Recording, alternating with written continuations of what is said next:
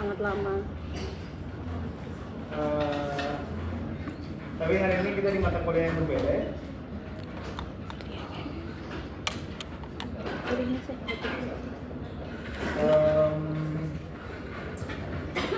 Yang akan menjelaskan tentang public history atau sejarah publik.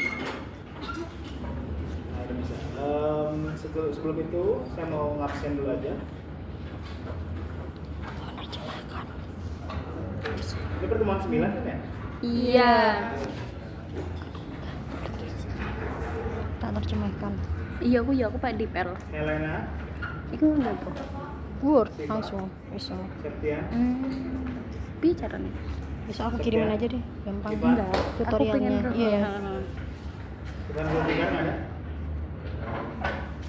Junia, Beryl, Kenzi, Bimantara, Ramadana, Nova, Dava, Putri, Fatur, Asri, Ardini, Suratnya Rifan. di email Bu. Anggita, Anggita tadi izin, soalnya waktu senam itu lemes banget badan. Zahra, Zahra izin, tapi kurang tahu alasannya apa. Adib, Adik. ada juga, Adib tadi pagi muntah-muntah. Arya, Yohan, ya, repot banget kalau orangnya. Dinda, Zulfia, Sajilda, Andika, Haikal, Miftahul, Kuina, Ananda, Kira Faizal lagi. Parobi, Kurniawan, Zainul, Firdan, Duduk dari kursi Soti, kosong. Fikri, Johari, Eka, Yovita, Farhan, Kurang tahu. Alif, Elsa, Deva. Bukan. Iya. Iya Kak sih. Iya. Oh, Mbak semua. Enggak tahu.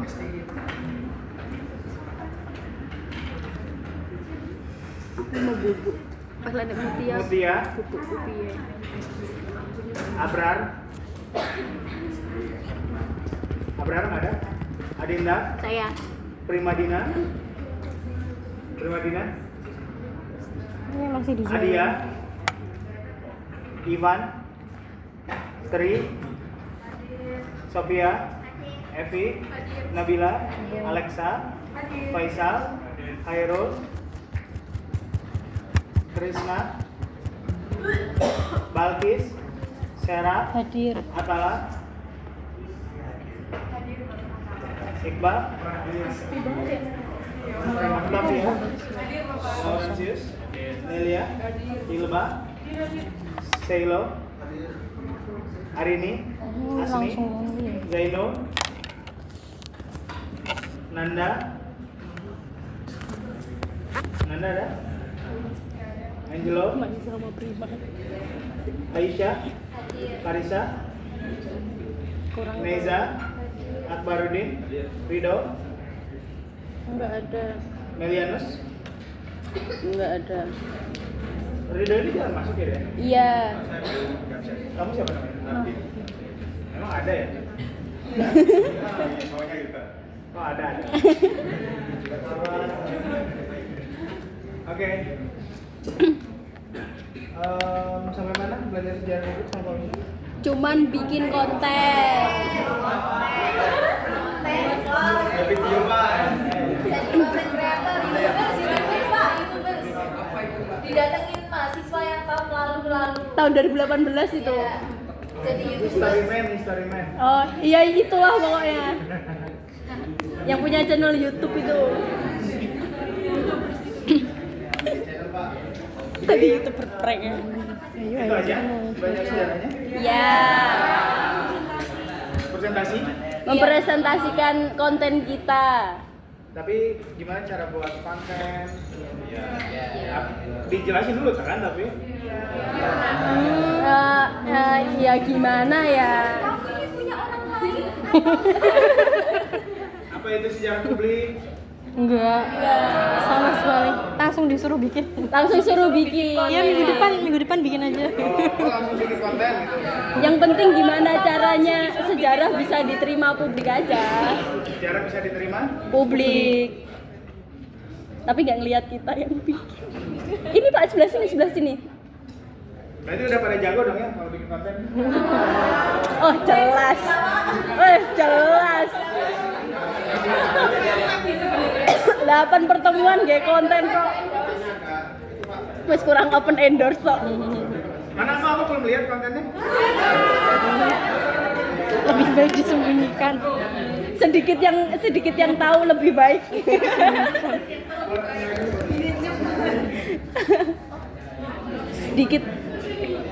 sedikit lebih tahu, sedikit lebih baik. Sedikit yang kau tahu akan lebih baik. Iya benar. Khusus Mutia sih sebenarnya. Wes.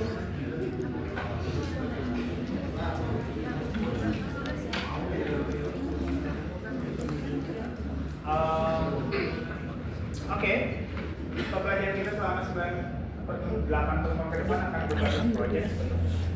Jadi kita nggak akan terlalu banyak di kelas. Tapi tentu saya juga harus kasih dasar-dasar apa itu sejarah publik dan bagaimana sejarah publik itu muncul sebetulnya. Ya, saya bukan sejarawan publik ya sebetulnya. Enggak. Jadi kalau Emang belum mau terang. expertnya nggak di situ sebetulnya. Jadi dibandingkan dengan intelektual historian ataupun juga dengan metodologi filsafat, saya lebih di situ dibandingkan dengan sejarah publik sebetulnya. Itu jadi proyeknya adalah akan ada 2 proyek yang sudah saya pikirkan selama 8 pertemuan ke depan. Akan ada proyek kelompok, akan ada proyek individu. Tapi nggak harus buat vlog juga. Alhamdulillah. Terima kasih Pak. Jadi sejarah publik itu nggak harus langsung vlog gitu loh. Iya. Karena medium bagaimana sejarah dipahami kan banyak oleh publik atau oleh awam. Kamu nggak dikasih buku? Enggak. Artikel? Enggak. Jadi dalam perspektif saya kamu sudah paham tentang sejarah publik sebetulnya. Wah, kosong melompong. Dalam asumsi saya. Ya, oh boleh ya? Asumsi liar. Ya, dalam asumsi saya kamu sudah paham tentang sejarah publik. Nah, kalau gitu berarti ya saya masih perlu 1-2 pertemuan untuk ngejelasin teori sebelum saya akan ngasih tugas proyeknya kan berarti. Iya. Dan tentu tugas proyek itu pun nggak saya lepas begitu aja, tapi juga akan saya monitor dan akan saya lihat bagaimana. Sebetulnya sejarah publik ini kalau secara historis ya, public history itu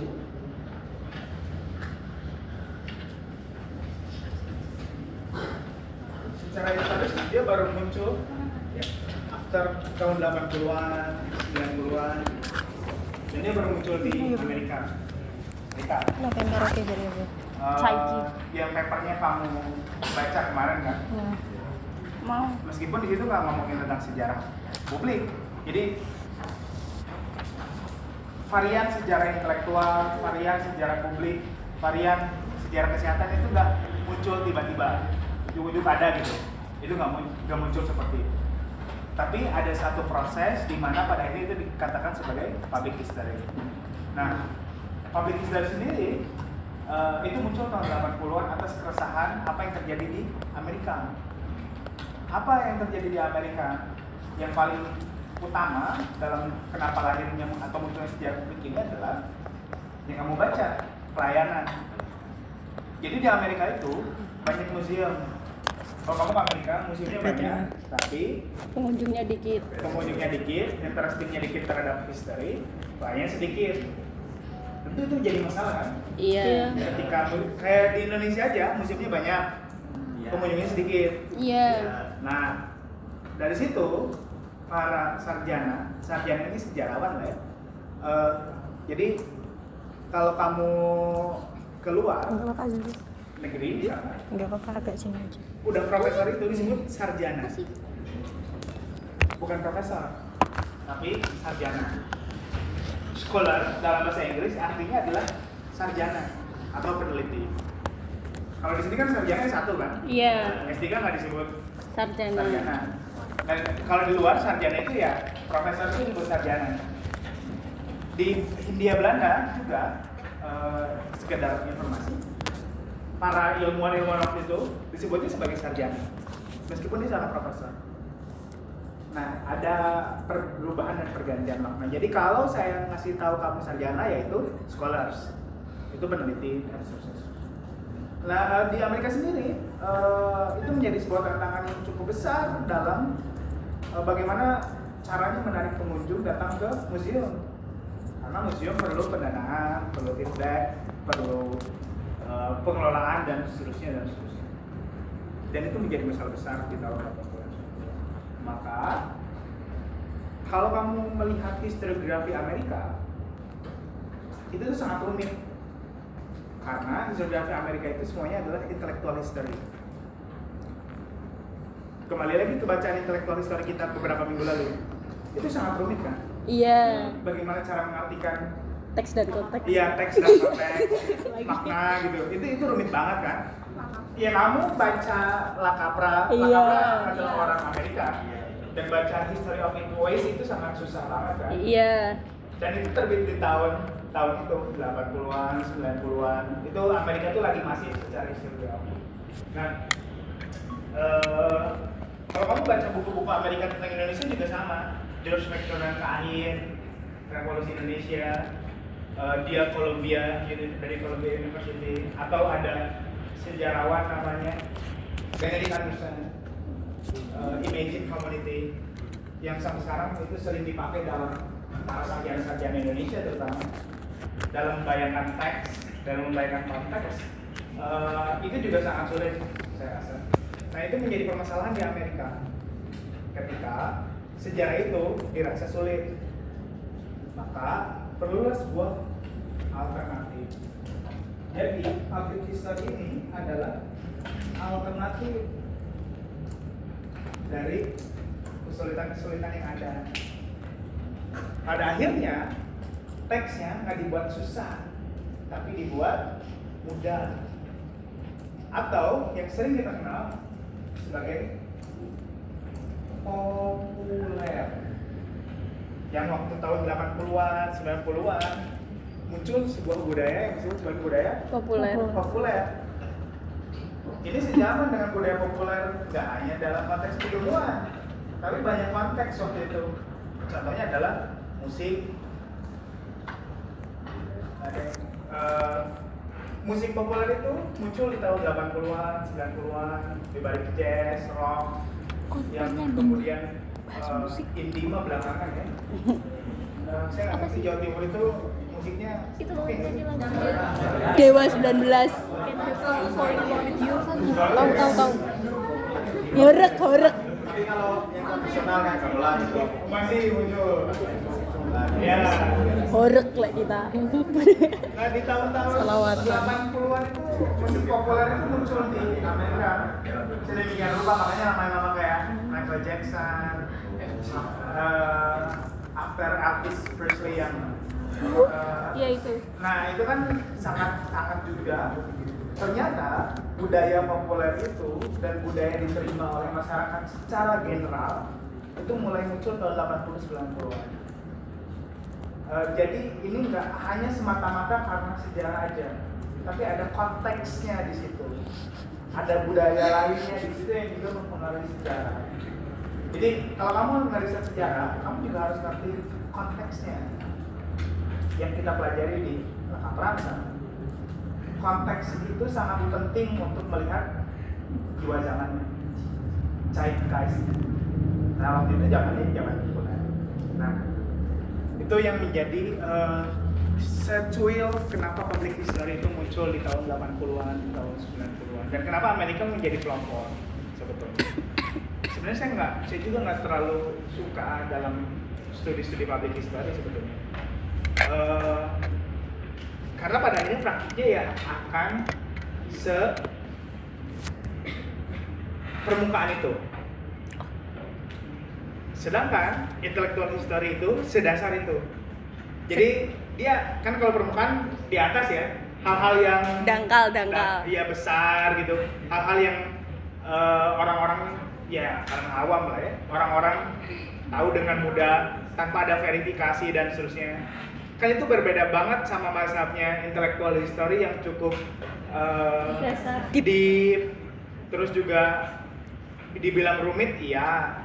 Ya sejarah mah harus rumit karena ada dinamikanya di situ. Kalau hanya yang pada akhirnya public history ini akan memunculkan apa yang disebut sebagai sejarah deskriptif.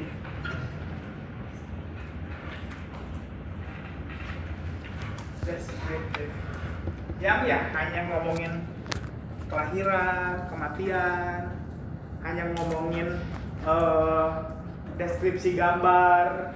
Kalau di museum berarti deskripsi apa namanya, diorama, kan itu hanya deskripsi. Waktu itu ya sejarah hanya digunakan untuk itu. Juga kalau kamu datang, salah satunya adalah yang paling penting dalam public history di tahun 80-an 90-an di museum-museum Amerika adalah bagaimana kamu menjelaskan diorama museum. Itu pelopornya dan yang paling utama. Kamu ada kelas museologi nggak sih? Itu kayaknya mata kuliah pilihan deh, Ya, Pak. pilihan ya. Iya. Jadi dulu di S1 saya dapat mata kuliah museologi. Oh. Dan waktu itu kita buat pameran. Jadi ngerti ada museum statis, di dalam museum itu ada statis dan dinamis. Ada koleksi yang benar-benar dipajang untuk waktu yang lama, ada koleksi yang hanya dipajang Tematik, temporal. temporal. Nah itu tuh sebetulnya itu sangat berkaitan erat dengan public history yang muncul di Amerika waktu itu. Museum, diorama, edukator. Ada yang pernah jadi edukator di sini? Belum. Belum? Ya dalam museum itu kan banyak ya, nggak hanya edukator lah ya, tapi ada banyak banget yang Nanti semester 5 kita.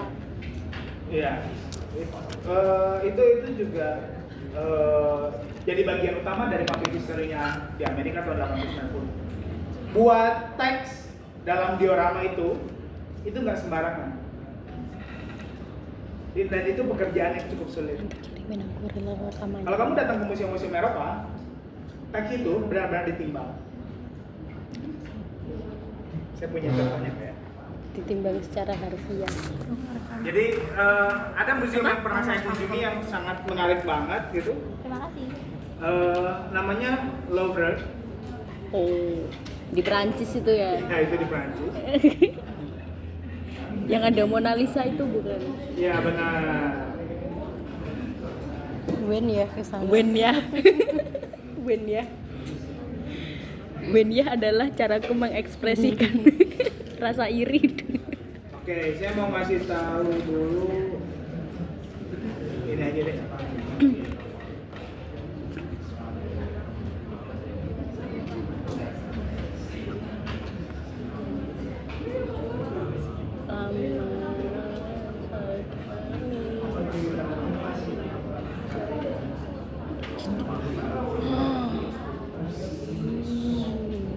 Sampai situ ada yang mau ditanyakan dulu nggak? Itu keris Bali ya, Pak ya? Apa bukan? Sebentar. Sebentar ya. Soal server. Di sininya nggak muncul.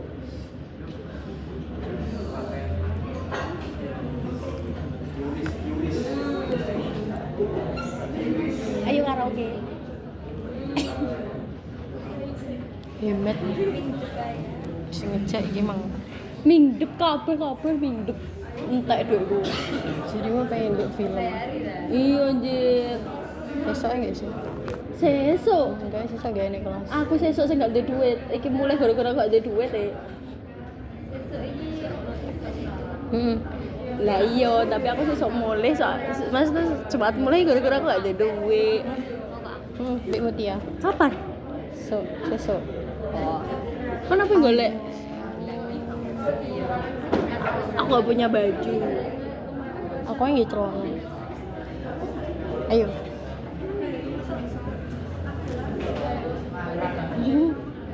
Sini nggak muncul. Muncul itu apa? Ya, keris tadi adalah keris baut. Kerisnya yang dikirim Nyelengi. dikasih ke J.C. Baut oleh Pangeran Mangku Adiningrat. The Fourth Fund Pamekasan. Oh, Pamekasan. Jadi keris itu adalah keris yang dikasih oleh Gubernur Jenderal. Adipati Pamekasan terhadap Gubernur Jenderal J.C. Baut. Yang kurang lebih di dalamnya ada di sini gelasnya.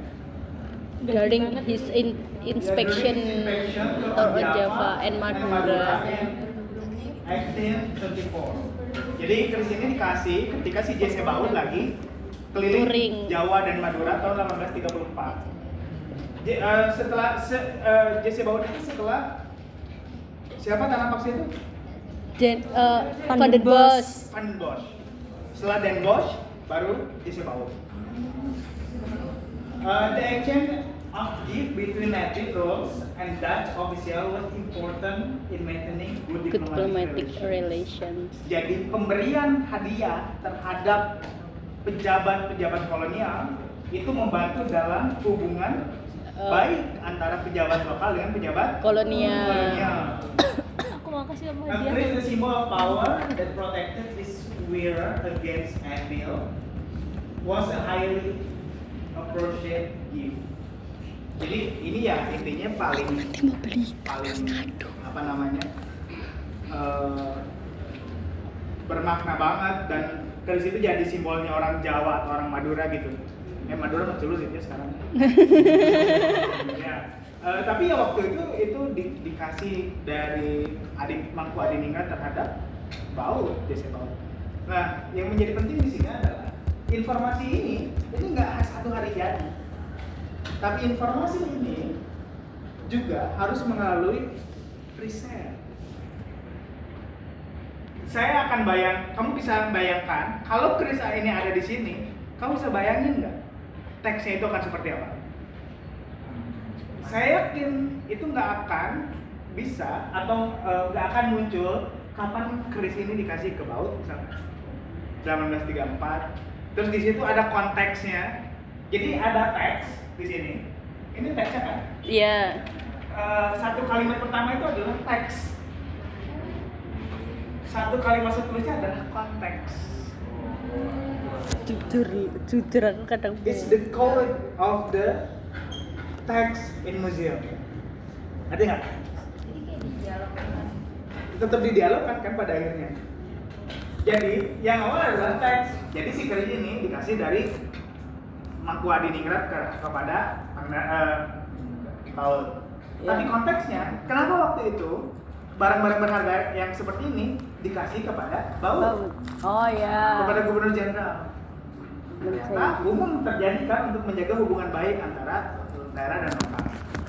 Lokal dan nasional. Tapi juga kalau sekarang kan itu jadi korupsi ya. Tapi ini konteksnya waktu itu. Nah, Gratifikasi. kamu juga akan punya tugas, the next-nya adalah untuk kamu datang ke museum, terus kamu lihat bendanya di situ untuk membuat teks seperti ini. Damn. It's public history yang sebetulnya adalah museum sebetulnya. Jadi nggak semata-mata kamu tiba-tiba harus datang atau membuat vlog terus bercerita tentang sesuatu.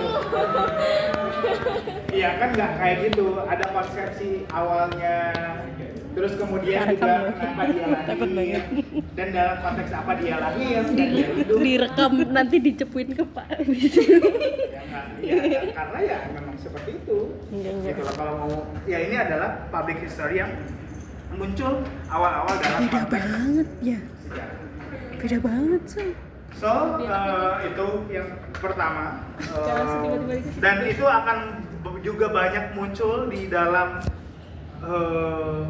public history setelahnya tentu. Juga saya mau ngasih contoh. Culture shock sih.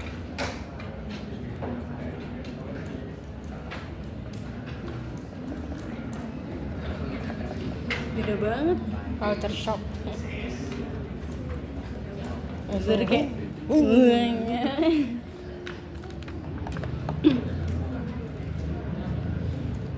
Tiket ke Jogja berapa ya? Kalau yang kereta apa? Logawe 220. Sri Tanjung. Sri Tanjung 88. Ayo. Selain itu udah itu termurah itu Sri Tanjung. 220. Naik kursi ABRI. berhentinya di mana kalau di Jogja? Lempuyangan. Iya di Lempuyangan. Oke. Terima kasih guys. Dituku kalau dari Nganjuk bisanya. Banjarmasin Diamond. 88 itu Surabaya ke Jogja. Iya. Wonokromo Lempuyangan. Soalnya adanya situ kalau kita pakai kahuri, kalau yang dari Kediri itu ada kahuripan kalau nggak salah. Kalau dari Nganjuk bisa langsung tuku. Ya tapi ya numpaknya kursi. Kalau dari Kediri itu ada itu Malabar biasanya. Oh. Tapi mahal Malabar. Mau yang murah. Meskipun naik kursi ABRI, meden-meden dari tentara. Iya, bener. Wonokromo. Itu dari jauh-jauh dari Lempuyangan. Lempuyangan ya. Bentar. Aku ya kayak kemarin dulu gue Jogja. Jinja. Jujur cinta. Dan gitu. Oke, dulu lagi ke Jakarta kemarin. Mau ke sana.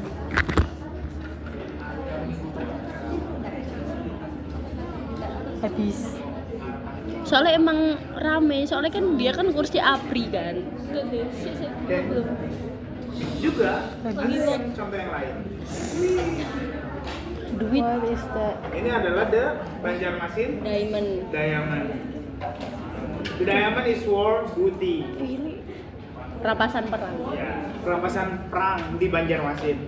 It was once owned by Panembahan Adam, the Sultan of Banjarmasin, and the stone belonged to the state heirlooms, symbols the Sultan's sovereignty.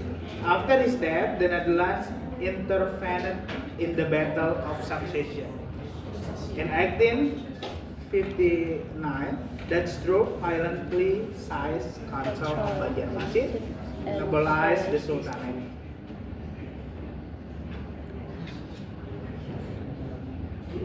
Terus, the rook diamond was sent to the Netherlands where it was 36 cut karat. into a Pemilih. rectangle of Semene ke 6 karat. 36 karats.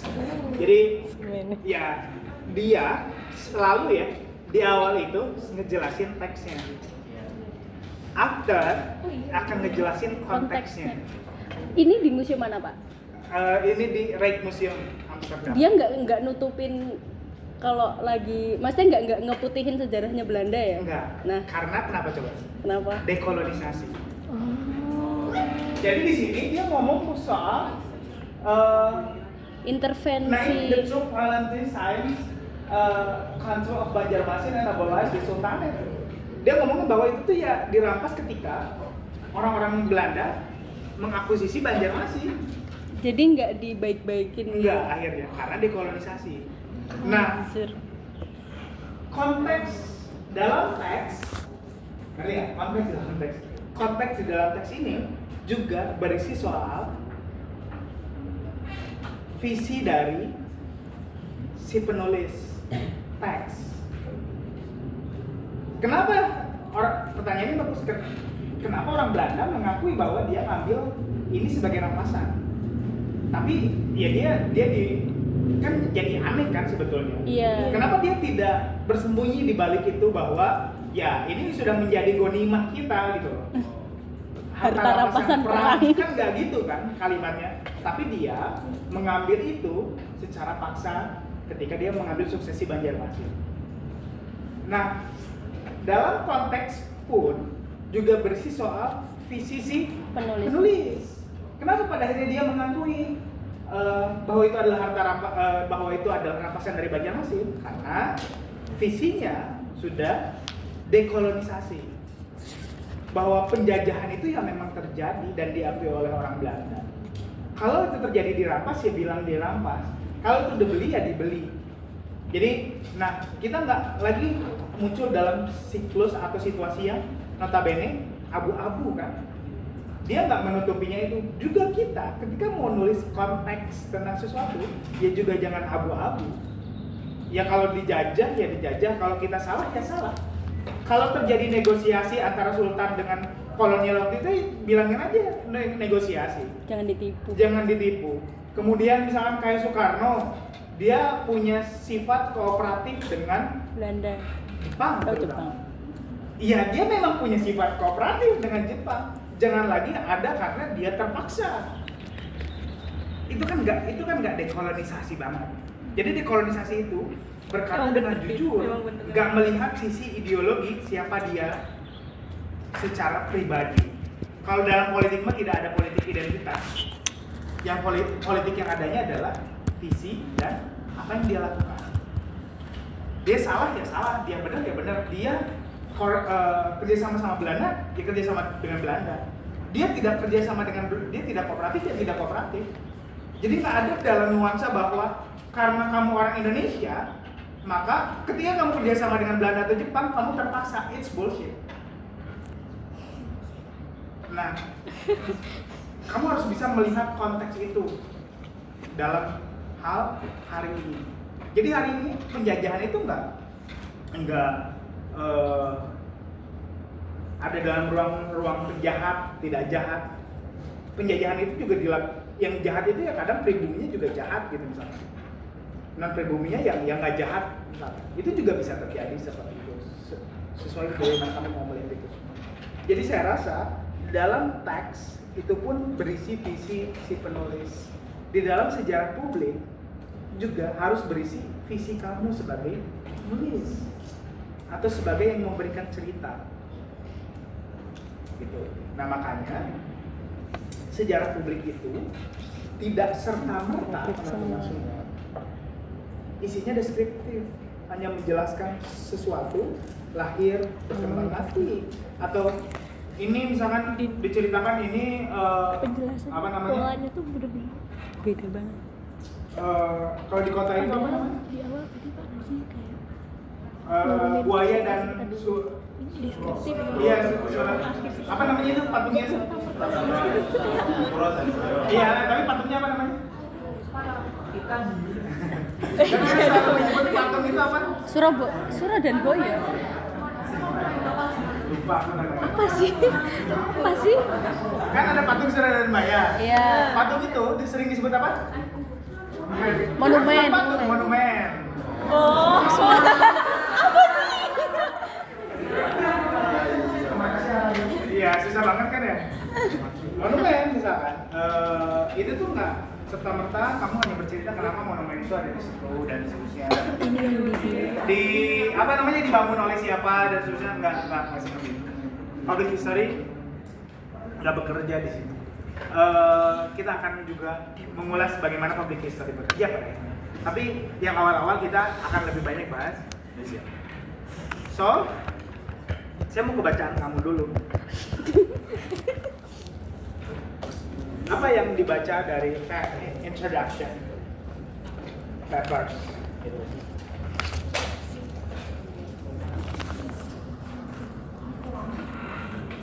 Ini kan ada nomornya. Oke, ada yang mau diungkapkan? Dia berisi soal living history. Yang living history dalam perspektif Amerika ya museum Seaford Snelling itu kan. Iya. Nah, apa yang sebetulnya si penulis ingin mengungkapkan dalam 4 pertanyaan itu? Kok 4-3? Oh, 3 pertanyaan? 3. Oh ya, 3 pertanyaan. Kaget. Oh iya betul, ada 3 pertanyaan. Maaf. Mengapa teks ini menegaskan bahwa public history adalah kerja emosional dan layanan?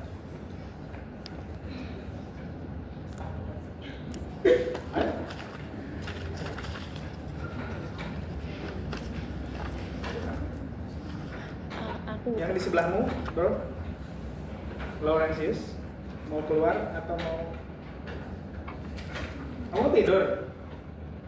Kalau mau tidur di luar aja, bro. Cuci muka. Emang anaknya ngantuk.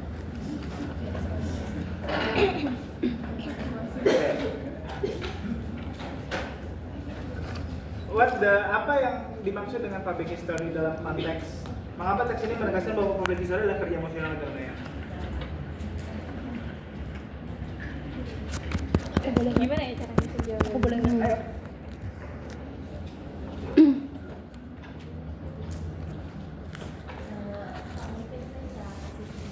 Tapi ya bingung juga sih rangkai kata-katanya. Cuman yang jelas yang saya pahami, kenapa pada akhirnya public history itu bukan hanya menyampaikan sejarah kepada publik, tapi juga soal bekerja secara emosional dan layanan. Jadi yang saya baca di tulisannya itu, mereka-mereka itu yang bekerja di frontline itu juga nggak digaji dengan gaji yang tinggi. Jadi mereka juga digaji dengan gaji yang rendah.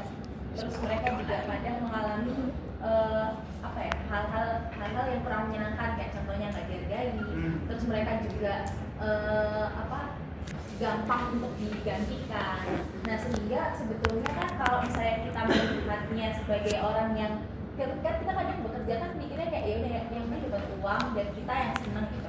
Tapi kalau di frontline ini beda, karena mereka tuh nggak mengedepankan bagaimana merekanya, ya walaupun emang ada sisi itu, cuma mereka itu justru mengedepankan ya komitmen pada misi institusinya dan untuk membangun hubungan atau relasi dengan orang-orang yang ada di tempat itu. Salah satunya contohnya di tulisan itu tuh juga bilang kalau misalnya waktu si tulisnya atau siapanya itu lagi meneliti, terus dia itu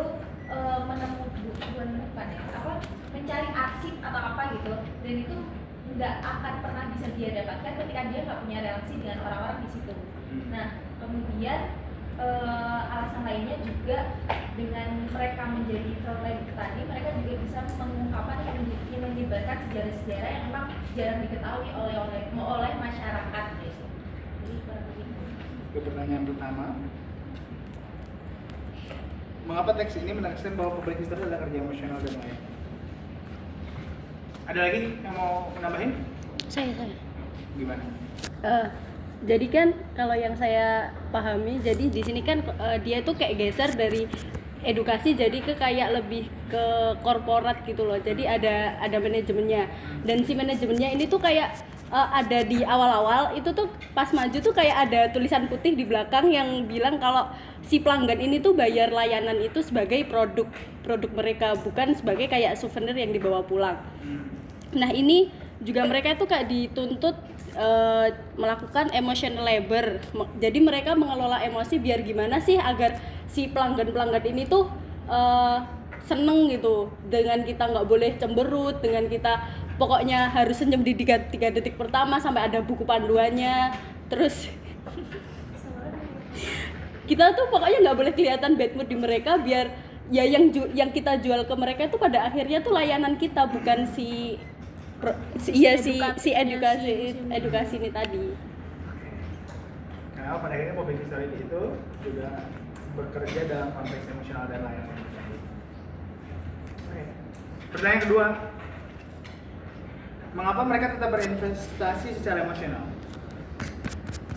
Mereka mengakui dirinya dan dibawa bahwa saya adalah seorang yang juga menjelaskan sejarah di museum A, museum B. Saya adalah edukator yang juga itu dibawa ke dalam ranah-ranah yang bersifat privat.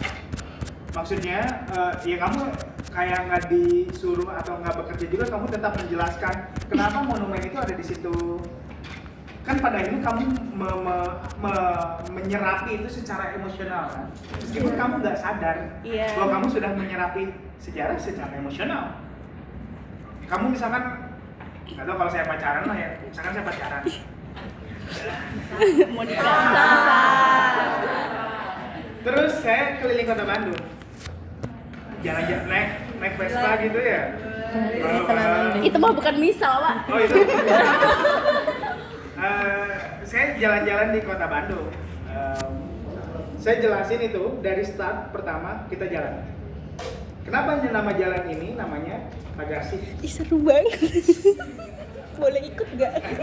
Ya, karena Pagarsi itu nama orang, dan di situ tuh secara toponiminya seperti apa dan seterusnya. Dari Pagarsi kita lewat Jalan Asia Afrika. Jalan Asia Afrika itu yang dulunya adalah the Grote Postweg. Jalan raya. Bahwa jalan ini nyambung dari Anyer ke Panarukan. Lewat Bandungnya lewat sini. Jadi kamu bisa bayangin di masa lalu gerobak-gerobak kuda itu datang lewat sini. Beloklah dari Asia Afrika ke Bragaweg atau Jalan Braga. Nah, ya di situ juga dijelasin kenapa nama jalannya Braga. Kenapa di sini banyak tempat hiburan, karena di tahun-tahun itu ya hiburan. Orang-orang yang sudah bekerja itu datang ke situ untuk minum-minum dan seterusnya. Terus belok lagi ke jalan.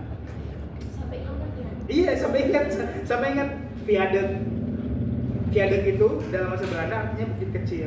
Jadi di viaduk itu sama kayak ada nggak ya di sini ada jembatan, Di ada jalan, ada kereta tapi di di atasnya. dekatnya Tugu Pahlawan ada. Ya, dan itu mulai bekerja tahun 1880, dikerjain 1880, selaras dengan jalur kereta di Jawa. Nah, waktu itu apa yang dibawa misalkan? Kopi, Hasil kebun. kemudian dibawa ke stasiun, kemudian dijual oleh orang-orang itu. Di jalan viaduk itu bertemu dengan setelah jalan viaduk adalah jalan Balai Kota. Di Balai Kota itu ada Balai Kota Bandung, yang notabene Balai Kota Bandung itu letaknya misalkan sebelah sini. Nah, dulu Balai Kota Bandung adalah gudang kopi. Nah, setelah gudang kopi di situ ada Yavash Bank. Yavash Bank, kemudian sebelah Yavash Bank itu ada gereja katedral. Dan di tengah-tengah itu ada jalan kereta api kan. Jadi, orang-orang waktu itu jual kopinya ke gudang kopi yang sekarang jadi Balai Kota. Ketika mereka nabung ke Yavash Bank. Dan ketika mereka dari Yavash Bank, mereka mau nyumbang, Nyumbangnya ke gereja. nyumbangnya ke gereja. Terus kemudian dari situ jalan terus ke utara kota Bandung, Dago. Pernah dengar nama jalan Dago? Iya. Kenapa nama jalan itu Dago? Maknanya seperti apa secara tomonimi? Padago-dago. Atau dalam bahasa Sunda, orang-orang saling menunggu di situ. Kenapa orang-orang saling menunggu? Karena komoditas utama yang mereka akan jual di kota Bandung adalah sayuran yang berasal dari daerah utara Bandung yang namanya Lembang. Ketika mereka mau ke Bandung, mereka saling menunggu di Dago. Oh. It's the public history. Saya nggak diminta untuk ngejelasin itu ke pacar saya, tapi karena saya memaknai pekerjaan saya, maka saya menceritakan itu. Bukan misal ya Pak ya? Iya, Bu, misal. Bukan misal. Misal. Nah, itu adalah cara bagaimana kamu meresapi kamu sebagai historian, tapi juga memanfaatkan emosional dan layanan itu kepada orang lain tanpa diminta. Ada kepuasan. Bagaimana kamu melihat itu sebagai di dalam teks ini? Ya, jawabannya nomor 2. Jawaban nomor 1. Nomor 2-nya pertanyaannya mengapa mereka tetap berinvestasi secara emosional? Kebutuhan material. Tapi gajinya kecil. Ini kepuasan Emang juga. saya dibayar Ada ketika saya ngejelasin Ada itu? kepuasan. Enggak kan? Tapi kayak seneng aja. Iya. Tapi senang aja kan? Tergantung orangnya juga sih. Cinta sama siapa? Berarti karena sejarahnya ya, bukan karena orang yang diceritain aja. Kalau yang sama yang diceritakan kan mungkin karena kita merasa kayak kita perlu sih ngobrol, terus kita menyampaikan pengetahuan yang baru biar dia tahu, terus kita kan merasa kayak Puas apa ya? gitu. Ya gak bisa terpenuhi gitu. Oh, karena egonya terpenuhi. Jadi intinya Seneng lagi. dalam public history ini, kenapa ada sisi emosional di situ? Karena jawabannya itu tadi, kepuasan Jawaban bahwa nomor ego 2. kita terpenuhi. Menurutku nomor 2. Tapi dalam teks ini bukan karena audiensnya, bukan karena orangnya, tapi karena Diri kita sendiri. pengetahuan kita tentang Oh, sejarah. Jadi apa yang perlu digarisbawahi adalah makna dalam memahami sejarah. Sejauh mana kamu memaknai sejarah? Ada nggak yang pernah ngelakuin itu kayak saya? Misalkan nggak harus ke pacar, tapi ke temen. Apa? Selingkuhan? Pokoknya aku. Ya. Aku sering ngambil iki. Parah banget. Nah, bahwa sebetulnya kamu ketika sudah melakukan itu setidaknya sudah memaknai apa itu sejarah. Karena sejarah yang paling penting bukan hanya di kelas, tapi bagaimana kamu bisa menceritakan itu kepada orang lain. Aku tahu. Itu ada sisi emosional. Aku tahu. It's emotionally Minta surat dokter. Nah ya ini tak feels. kan wis dek kono. Jadi di situ kamu sebagai orang sejarah gitu ya punya posisi yang juga sangat strategis untuk mencari jodoh misalnya. Ketika kamu bercerita soal Tugu Pahlawan, ya kali-kali misalkan Jalan Embong Malang, ya kan? Terus Jalan Ahmad Yani, Ketintung. Rawan setan. Kan itu menjadi daya jual juga kan sebenarnya. Ya Allah daya jual. Iya kan sih? Maksudnya bukan karena juga kita tahu-tahu banget kan, Iya. tapi karena ya itu adalah daya jual kita sebagai orang sejarah. Yang akhirnya kita tuh bisa bercerita dari titik start sampai titik akhir. Ketika kamu jalan-jalan dan seterusnya. Itu yang nggak dimiliki oleh banyak orang.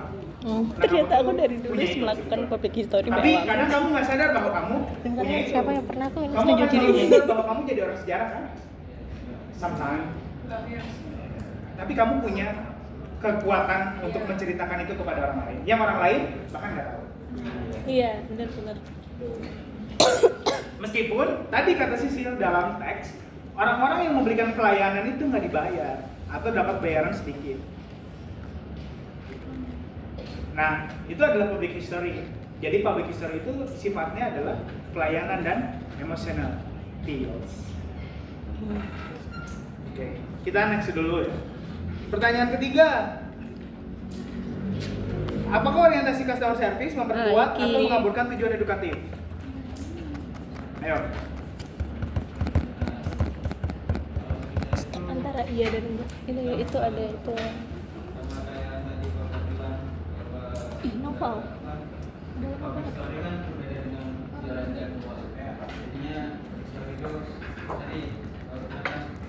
Itu loh yang aku maksud yang pain free programming. Atau audiens lah ya. Sehingga mereka itu betul supaya itu entertain engagement gitu istilahnya. Jadi untuk memberikan edukasi mereka itu harus bisa menyenangkan audiens tersebut. Sedangkan sejarah itu kan kompleks ya. Sejarah itu kan harus juga membahas mengenai ketidakadilan sistematis di dalamnya. Jadi kalau bagi saya apakah orientasi customer service itu sendiri itu memperkuat atau mengaburkan tujuan edukatif itu ambivalen. Dari sisi Oke, makanya istilah itu. Benar sih. Interpretasi untuk customer service untuk memuaskan pelanggan, tapi mereka juga seharusnya sadar bahwa sejarah itu penuh dengan kompleksitas yang banyak. Jadi ya Ya betul. Pada ini ya dia sangat ambivalen. Apakah akan memperkuat atau mengaburkan tujuan edukatif itu untuk sisi ekonomi dan Seru. kenapa ini ditulis? Karena dia nulis dalam konteks Amerika bahwa dia nggak mau sejarah yang problematik yang tadi kata Novel. Noval. Kata Noval dia nggak mau sejarah yang problematik, dia mau sejarah yang Pain free. iya Yang api menarik, apik, meskipun konteksnya tetap dijelasin. Tapi juga ini nggak sepenuhnya benar. Misalkan sisi problematik dalam teks yang kita lihat soal berlian Banjarmasin itu ada sisi problematiknya. Apa sisi problematiknya di situ? Perampasan. Itu kan sisi problematik. Tapi bagaimana itu dikemas dalam sebuah teks? Jadi sebetulnya public history itu nggak menghilangkan kaidah-kaidah, metode-metode dalam sejarah. Metode sejarahnya, penemuannya tetap harus dilakukan. Tapi yang berbeda adalah cara menyampaikan. Karena audiensnya bukan cuma orang-orang sejarah, bukan para sarjana-sarjana, bukan intelektual yang tiba-tiba langsung ketika kita omongin langsung ngerti gitu. Tapi audiensnya awam, ibu-ibu, bapak-bapak, Anak TK. anak kecil, anak TK, Anak TK study tour. study tour gitu ya. Terus yang lagi pacaran misalnya, Tiba-tiba dijelasin iya, orang lain dan seterusnya yang kita nggak paham dan latar belakangnya seperti apa, backgroundnya seperti apa. Oh, makanya diperagakan. Makanya public history ini dikemas dengan cara-cara yang populer. Nah, jadi permainannya bukan maksudnya permainan apa bukan ketika kamu meneliti atau kamu menjelaskan public history bukan tanpa sumber. Bukan tanpa masalah tertentu dan seterusnya, tapi juga harus dilatar belakangi oleh metode sejarah. Penelusurannya tetap sejarah, tapi bagaimana cara menyampaikan? Ngemasnya tuh nyampainnya itu loh. Hari ini lagi banyak ya public history itu lagi sebetulnya lagi banyak banget yang sedang dikaji teman-teman. Kita akan jelasin setelah ini. Ini udah ada ya keramahan. Dengan kata lain sejarah publik dijalankan sebagai labor service. Di sini sebagai buruh service sekaligus knowledge work. Ya dia nggak kayak saya sebagai dosen yang saya bukan labor service, tapi saya knowledge work. Yang ya saya nggak terikat dalam kaidah-kaidah menjadi buruh gitu misalkan. Meskipun ya pada akhirnya ya dosen juga buruh kan. Dengan seterusnya dan seterusnya, tapi ternyata dalam tatanan sejarah di Amerika waktu itu ya dia sebagai labor service si orang-orang public history ini atau orang-orang yang ada di depan atau front line itu. Living history menampilkan kerja lampau, blacksmithing yang kemudian dijelaskan dalam teks itu, figur garis depan yang menerjemahkan masa lalu sambil membawakan identitas institusi di hadapan publik. Maksudnya adalah ketika kamu datang ke museum dan kamu melihat diorama, misalkan kamu ke museum Putan Tular, Putan Tularnya itu nggak akan hilang dalam penjelasan kamu. Atau Unesa emang nggak punya museum ya? Hah? Oh, lab sejarah, oh iya benar. Iya, identitas lab sejarahnya hilang misalkan ketika kamu berkunjung ke museum lab sejarah kayak gitu. Hasilnya pengalaman sejarah yang edukatif sekaligus afektif. Menyapa, membaca minat pengunjung, membangun obrolan, menjaga suasana tetap nyaman. Ya itu juga yang dilakukan oleh para edukator misalkan, yang harus dipahami. Tapi perspektif ini jangan hanya edukator. Jadi medianya itu nggak hanya kamu bisa menyampaikan. Media penyampaiannya bisa dari teks diorama, itu kan media. Jadi teks diorama itu bayangkan kamu berbicara tapi ditulis dalam teks diorama. Kemudian kalau saya ke museum di Eropa, di Louvre, di Rijksmuseum, Tropenmuseum, Wereld Museum van Leiden, Amsterdam dan seterusnya, saya itu akan selalu dapat headset yang jadi di sana nggak ada edukator. Tapi setiap diorama itu akan ada barcode. Ketika barcode-nya di scan, itu akan muncul penjelasannya di telinga saya. Nah, yang nggak ada di Indonesia ini itu sampai sekarang. Ini banyak banget dong Pak. Banyak banget Iya. headsetnya, Iya. banyak banget. Jadi kamu bisa melihat teks di dalam dioramanya, atau kamu juga bisa mendengar penjelasan lebih lanjut dari si edukator di dalam teks itu. Itu rekaman. Nah itu kan sebetulnya sama aja cara menyampaikan. Kalau di kita mah edukator, tapi kalau di sana udah pakai teknologi yang berbeda. Kayak gitu-gitu. Misalkan di museum istananya Raja di Amsterdam, itu juga setiap sudut, mau itu lantai, mau itu dinding yang punya, saya kasih contoh.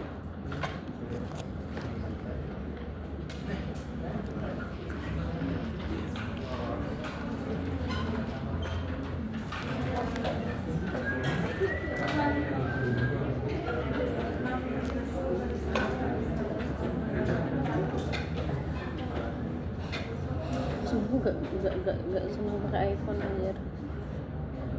Sama. Ya, ini di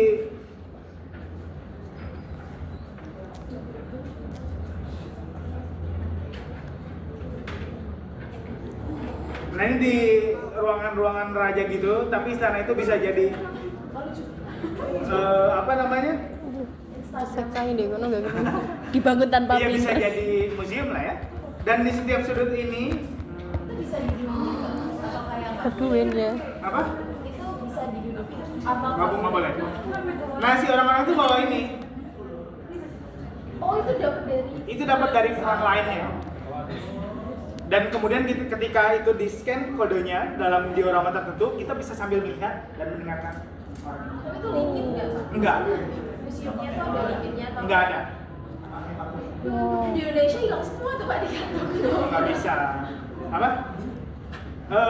Itu untuk semua orang yang datang museum. Tapi kayak gitu minusnya kita nggak bisa nanya nggak sih? Nggak bisa nanya, tapi kita bisa membayangkan. Oh, Oh, bisa diulang-ulang ya? iya sih. Iya. Di sini buat studi tour. Gitu. Jadi dia cukup indah. Kalau menurut saya dia lebih efektif dibandingkan saya harus mendengar orang ngomong. Sebelum dari belakang nggak kedengeran. Iya benar dan seterusnya. Dan berisik. Kadang kita kayak cuman perlu ke museum kan nyari tenangnya kan kadang. Iya benar. Nah, Atau ngebayangin sesuatunya aja Syukur. kan. Gitu. Iya, pengen. Iya. Itu saya sama teman saya. Kalau versi sama pacarnya. Oh nggak beda. Belum. Gitu. Jadi si bangunan-bangunan ini tuh di setiap sudut dia ada barcode yang ngejelasin soal kenapa lukisan ini dilukis di situ, tahun berapa itu dilukis, dan itu simbol raja yang mana dan Pinterest kono. dibangun tanpa Pinterest. gitu. Ya batin versus biaya tersembunyi lah ya kalau dijelasin di dalam teks. Jadi ya kenapa pada akhirnya sejarah publik itu atau sejarah di publik itu tidak mahal secara ongkos dan seterusnya karena mereka menganggap bahwa kita itu bisa mudah diganti. Sering merasa undervalue oleh manajemen atau publik. Kerja emosional merembes keluar jam kerja. Dan sejarah beresiko direduksi menjadi produk pengalaman semata. Meskipun di satu sisi kita merasa berharga ketika kita bisa berhasil menjelaskan kan sebagai seorang sejarawan, merasa terhubung dengan pengunjung, talk with, bukan ngomong satu arah, ada ruang berpikir, belajar dan membangun keahlian, kerja terasa sakral karena menyentuh kepentingan publik. Bahwa kita tuh berhasil menjelaskan itu. Kita akan selalu merasakan itu dalam public history. Gitu. Ya, kamu kan udah buat vlog lah ya. Kamu udah merasakan gak sih? Vlog itu di-upload di YouTube nggak? Di TikTok kayak sesuka kita aja. Suka-suka. Mana saya mau lihat? Jangan. Boleh Pak. Dia mau. Kamu nge-vlog? Bukan. Punya yang orang-orang maksudnya. Oh, Jangan. iya. Malu. Nah, tapi juga Rekamnya pakai kamera. Udah siap nih langsung tampilin. Gimana rekamnya pakai kamera bagus dia. lembaga terdorong Ya, mengadopsi hasilnya bisnis biasa. model yang lebih menekankan pengalaman pengguna, kepuasan dan relevansi pasar. Semua kayak jongge. Jadi pada akhirnya orang-orang frontender itu akan juga dituntut untuk berhasil mendatangkan pengunjung. Ya Allah. Apakah ketika dia mengedukatori itu tertarik atau menarik atau enggak, itu juga perlu dilihat. Interpreter makin diposisikan sebagai Tetap penghasil hasilnya pengalaman lurus personal kayak gitu aja. dan seterusnya. So, public history bukan sekedar transfer pengetahuan, dia menuntut kerja efektif dan layanan yang membuat sejarah terasa personal bagi pengunjung. Jadi sejarah terasa dekat sama mereka. Interpreter tetap berinvestasi secara emosional Aku karena ngeditnya pekerjaan itu soalnya memberi malu. makna identitas dan kreativitas meskipun bersamaan dengan rasa tidak aman dan kurang dihargai. Orientasi customer sering paling baik dibaca secara alat pedagogis yang memperkuat edukasi bila mendorong dialog, tetapi mengaburkan tujuan public history bila hanya mengejar kepuasan pelanggan. Jadi akan ada timpang. Ketika ngejar kepuasan pelanggan, substansinya hilang. Kayak kalau nulis sejarah, kalau ideologi ya faktanya hilang. Kalau fakta, ideologinya yang hilang. Itu kayak gitu. Itu suaranya mantul. Ya nggak sih? Apa? Oh enggak ya? Kayak suaranya mantul gitu. Enggak. Itu kayak gitu. Jadi Itu sangat mulai penting sekali dalam konteks Bapak payung. public history. Kamu harus paham itu apa yang substansinya, kepada Tapi di siapa kos. kamu menjelaskan, dan dari mana kamu tahu cerita Kan gua itu yang harus digarisbawahi. Nah, saya mau ngasih kamu tugas sebetulnya, tapi tugas ini basisnya adalah project. Misalkan tugasnya, saya ngasih tugas hari ini, minggu depan kita nggak kuliah, minggu depannya baru kita kuliah. Oke. Iya dong. Dosen adalah dewa. Hah? Enggak, biasanya kan kayak para kan harus bertemu. Iya. Kan project. Curiga aku. Enggak lah Jujur kan janggal. project kan. Ininya enggak. Jujur. So, ya, public history nggak hanya museum ya. Dia banyak, misalkan objeknya itu jalan boleh banget, toponimi daerah, kayak gitu-gitu. Terus monumen itu misalkan itu memuat memori, trauma. Kenapa Tugu Pahlawan ada di situ? Karena apa? Dibangun. Tadi berdiri deh, belum berdiri. Ayo, tak pernah ada saya motorku cek gak ngoglek. Aku pengen langsung di ane. Ke grab murah di kono. Misalkan Tugu Pahlawan. Tugu Pahlawan itu ada di mana Jalan Pahlawan? Oh, aku ya harus pinjam ke sini. Apa? Jadi Tugu Pahlawan itu ada di tengah keraton Surabaya masa lalu. Di lapang keraton Surabaya masa lalu. Dan itu tuh harus dicari kenapa pada akhirnya Tugu Pahlawannya ada di situ. Aku sumpah gue lagi. Itu sangat dekat sekali dengan nama-nama gang yang notabene nama gangnya adalah apa ya daerah nama gangnya adalah nama-nama struktur Oh iya. Mas iya, Pati kayak kerajaan, gitu-gitu. kayak Keputran di sini ada Keputran. Mas Pati dan seterusnya. Nah itu harus ditelusuri. Jadi untuk proyek pertama, ya saya kasih jadi kelompok 3 orang dulu lah. Tapi itu ambil sopo. 3 orang. Kemudian kamu harus mencari objek yang general. Monumen. Monumen, jalan, Sumur. makanan, dan objeknya kamu mau apa tapi yang bisa ditarik ke masa lalu, yang punya nilai-nilai sejarah. Maksudnya gimana? Kan nggak mungkin kalau objeknya cuma rumah kan? Kan nggak mungkin. Nah, objeknya harus yang punya nilai sejarah, yang notabene harus tahu konteksnya apa. Misalkan kayak tadi monumen, terus nama jalan, terus makanan juga bisa, diorama museum, itu juga bisa kamu Gedung nggak boleh ya berarti? cari. Gedung rumah. Gedung. Nah, luaran awalnya apakah mau berbentuk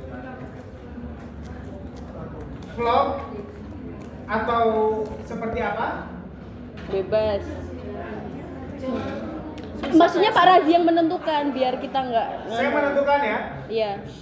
Itu harus dipublikasi di media. Pernah. Arus utama. Arus utama. Akun utama. Arus utama. Arus utama. Bukan media sosial. Ya, media arus utama. Media arus utama tuh kayak koran.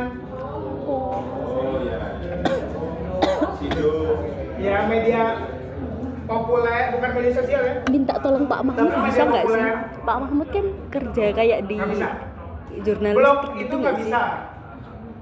Tapi harus media utama.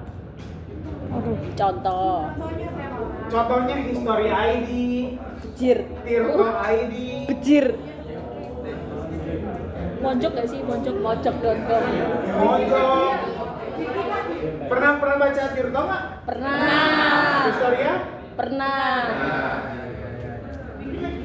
Wikipedia. Ngapain?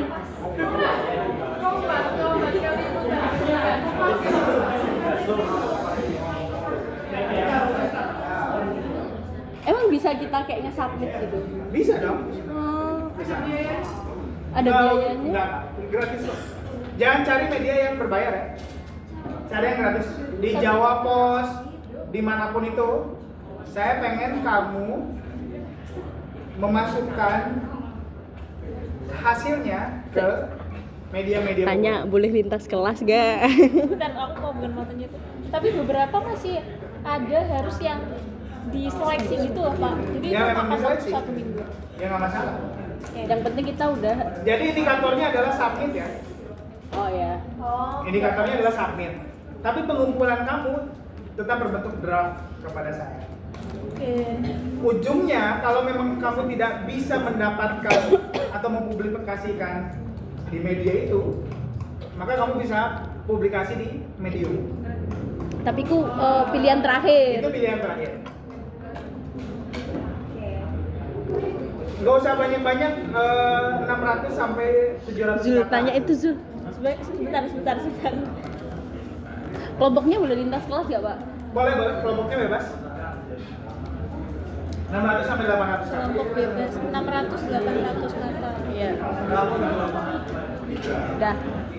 Paham nggak? Paham. 2 minggu Iya. untuk mengerjakan ini? Baiklah. 2 minggu. Cukup lah ya, kan udah nggak ada sejarah intelektual kan? Enggak. Ada kita. Ada. Ini orang-orang bilangnya paham, ntar ngecat aku. Zul, ini gimana tuh?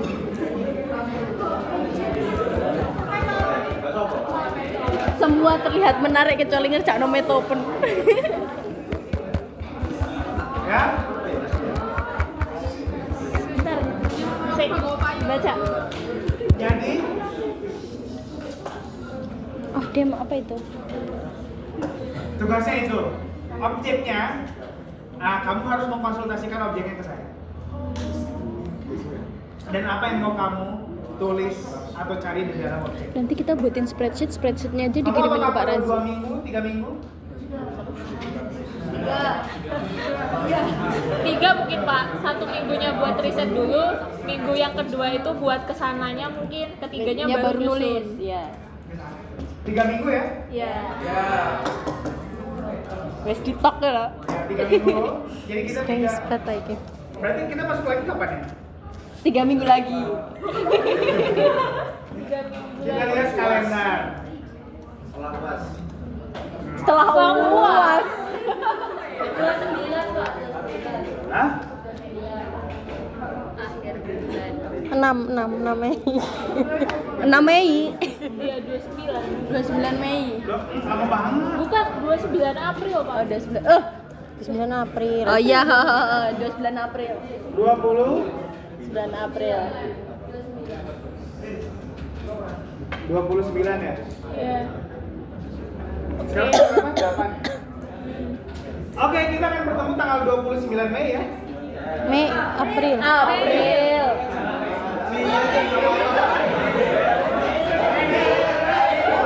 Berarti kalau tenggatnya 29, 28 Udah harus selesai.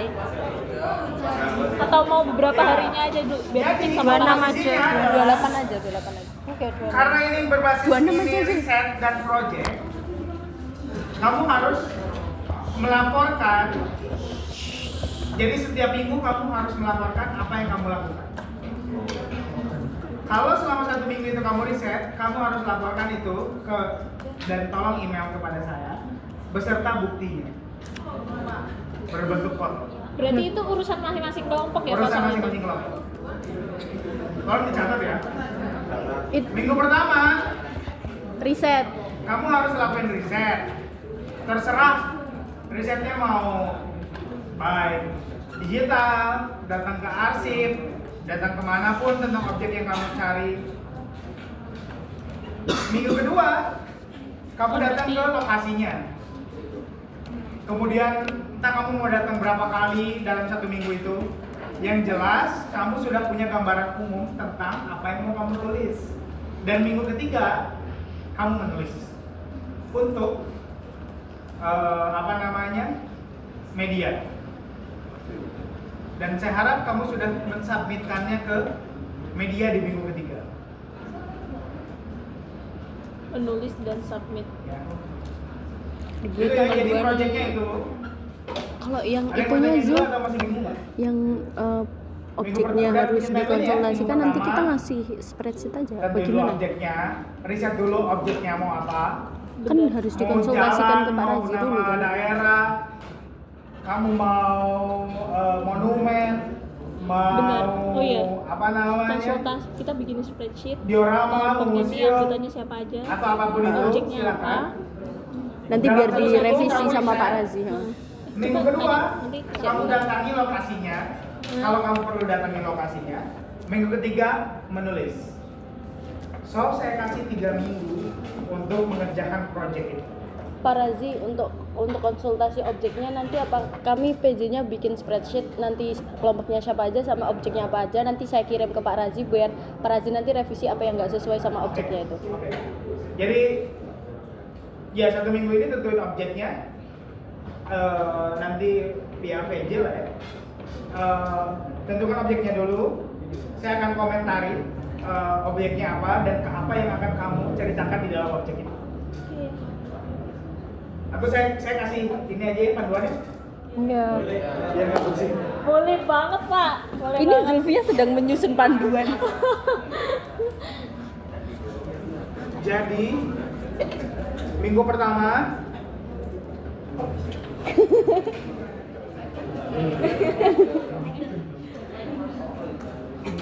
menyusun, menentukan objek Dan apa yang mau dibahas. dan objek dan Apa yang mau apa yang akan dibahas. Apa yang akan dibahas ya?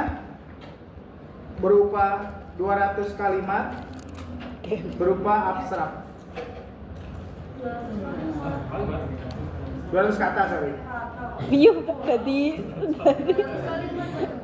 Ya, 200 kata berupa abstrak ya. Kemudian di minggu pertama kamu melakukan riset lapangan. Di lapangan, iya benar. Gimana kalau menurut ini Zul? Kenapa dibangun? Di komentar nanti sama Pak Razi. Minggu kedua kamu mendatangi Objek. objek, sinkronisasi, riset lapangan. Minggu ketiga kamu melakukan penulisan sebanyak ya 800 sampai Loh, naik. 1000 kata. 600 sampai 800. 600 sampai 1000 kata. Jadi biar itu aja. Nah, di minggu ketiga juga kamu juga harus menentukan media mana yang dituju. Sebelum ya, jadi media mana yang dituju. Nanti juga harus dikonsultasikan di minggu ketiga. Ya Allah. Nah, kalau teman-teman, kenapa mendatangi objek ini penting? Kenapa mendatangi objek ini penting? Karena kalau objeknya itu adalah jalan atau objeknya adalah monumen, kamu nggak bisa menemukan sumber di dalam objek itu. Ngerti nggak? Iya. Iya. Harus datang ke tempat lain dong. Berarti kamu harus mencari sumber-sumber Di tempat tulis, lisan, sumber-sumber yang akan mendukung objek yang akan kamu bahas. Ngerti nggak? Atau nggak ngerti? Sumbernya primer, sekunder. Ngerti nggak? Jangan ngomong. Ngerti. Iya, sini ngerti belakang. Iya. Ngerti ya? Coba ulangi. Yang belakang. Yang belakang, Pak. Kita Kok baca itu sih? Kamu yang anak TK? Satu orang. tunjuk aja. Anjir, aku manas-manas sih. Ayo satu orang. Awas kalau hasilnya jelek. Iya kuwi. Tuh. Saya yakin kan nggak lulus gimana boleh. Mana tadi penjelasannya? Ayo ulangi. Ya. Jadi untuk minggu pertama kita menggunakan objek dan juga konteks kata apa yang akan dibahas berupa 200 kata abstrak. Itu juga harus dikonsultasikan kepada para guru. Terus yang kedua juga melakukan riset lapangan, mencari sumber-sumber secara tertulis maupun lisan.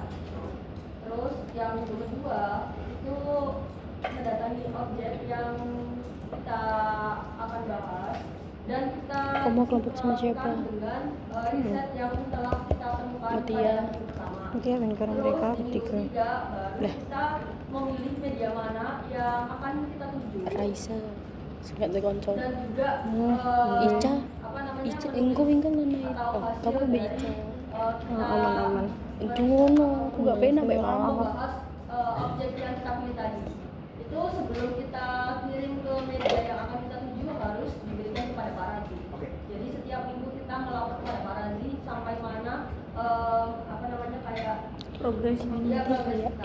Aisyah itu Terima berbeda kasih. tambah aku Itu ya. Jadi nggak tahu laporannya berupa penjelasan deskriptif apa yang kamu lakukan di minggu pertama dan juga dokumentasi foto. Dan fotonya harus pakai maps. Time apa sih itu Yang namanya? ada keterangan. Stamp-stampnya itu loh. Jadi tapi kan di komentarin kan saya mau lihat apakah Di kamu spreadsheet benar-benar ya? spreadsheet kan jadi nggak perlu email lagi atau Enggak. Itu pokoknya. kayak sing pizza lokal kayak itu Oke, ada yang mau ditanyakan nggak? kayak sing Berapa kelompok sih? Nanti biar ditambahin. Kan bisa dicampur. Kita kalau dijadiin satu berapa sih? Kan ada yang nggak aktif. 35 Iya kan ada yang nggak aktif. Cat deh izin catku mek direct tok tak ngono ne. Yo berarti bapak A. izin Paham? Ada yang mau ditanyain? Oh. Kelompoknya siapa aja? Coba buat sekarang kamu. Bentar. Biarkan nanti. Ayo, cepat. Bagi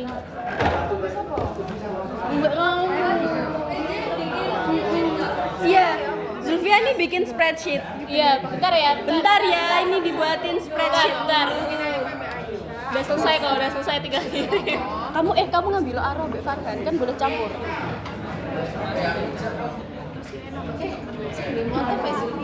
Kita kan bisa naik bis kota. Lama Naik Grab aja bisa kok.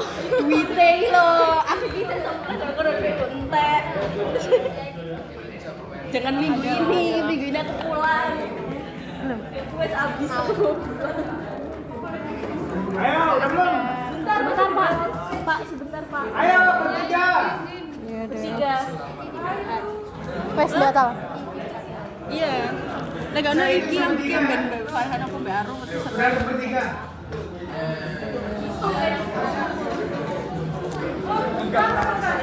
Iya. Jujur, aku pusing. belum dikirim. Iya belum. Saya sabar.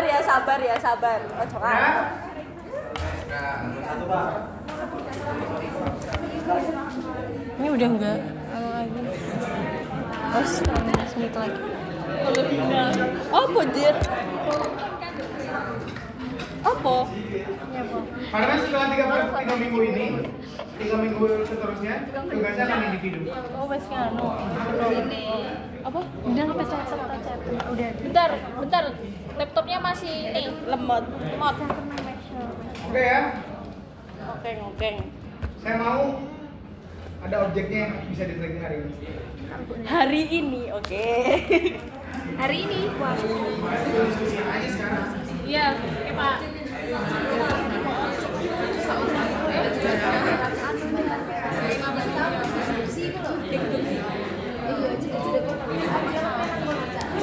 Aku pernah masuk yang belum singa.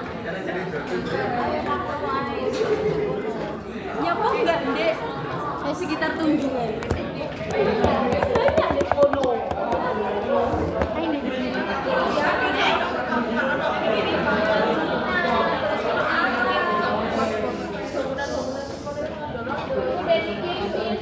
ya bisa diisi. Isinya yang bentar, masih belum kekirim.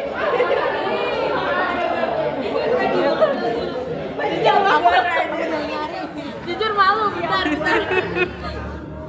Hukum saya loading. Ada di Surabaya boleh. Ini wifi susah banget sih. Kalau bisa punya korelasi dengan hal ini ya. Kalau bangunnya harus juga boleh. Sebentar. Wifi-nya susah. Iya,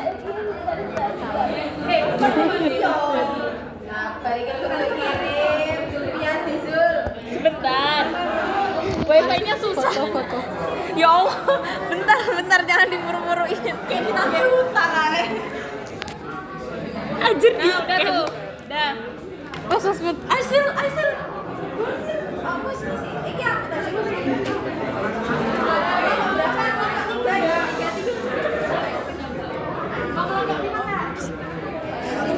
sing tengah. 5. Ya kalah. Apa ya? Bukan.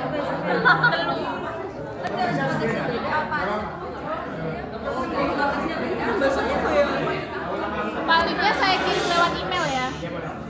Kalau tempat sama konteks beda boleh nggak? Boleh. Tempat sama tapi cerita yang mau diajunya beda. Boleh. Soalnya jangan hapus-hapus kok. Yang tertib please, yang tertib.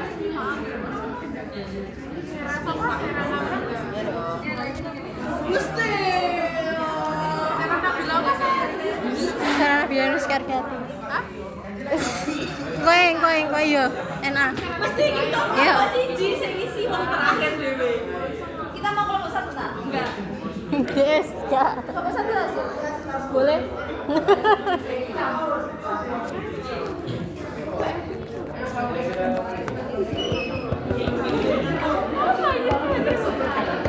Minum kopi. Itu lah muni dinda tapi. Kelompok tugas sejarah. Kita mau bahas apa? Secara publik. Enggak, itu bisa nambah, bisa bisa nambah. dijangkau bis kota. Soalnya kita manusia jalan kaki. Lah emang diri mah arep ndi ya? Diri mah arep ndi ya? Enggak tahu lah ini kan yang bisa dijangkau bis kota. Soalnya kita jalan kaki. Apa di Malang ya bagian paspor? Para Ninjal. Eja Lampirta. Busui ta iki. Busui. Busui ta iki. Masih banyak notifikasi anak yang banyak. Nah. Enggak boleh.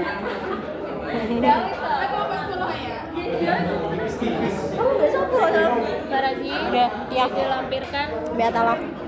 Sumpah. Kelompok. Kenapa? Iya daripada behama. Dia bisa memanfaatkan. Ada ibu dia izin tuh terusan kan maksudnya dia kan nggak ke pub dek gue ya kecuali lagi pub lama malah kayak diretok. Terima kasih Pak. Udah terang share Langsung masuk. Dan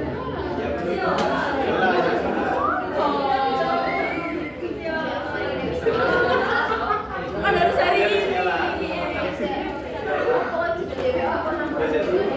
Teman-teman hari Senin ya. Hari Senin ada kuliah tamu. Dari pembicaranya Max Royakkers, dia dari Belanda. Jadi saya harap teman-teman bisa mengikutinya.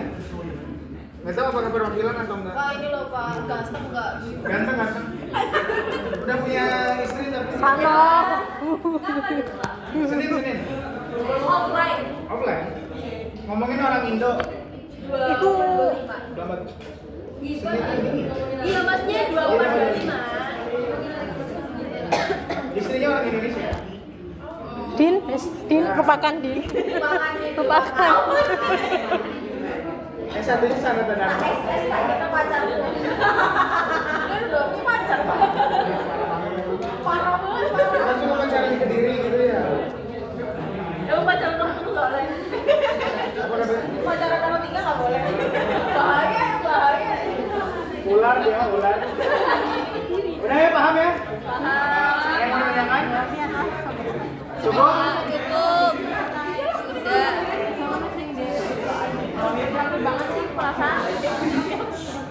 Kalau mau konsultasi dirasa kurang lewat Excel,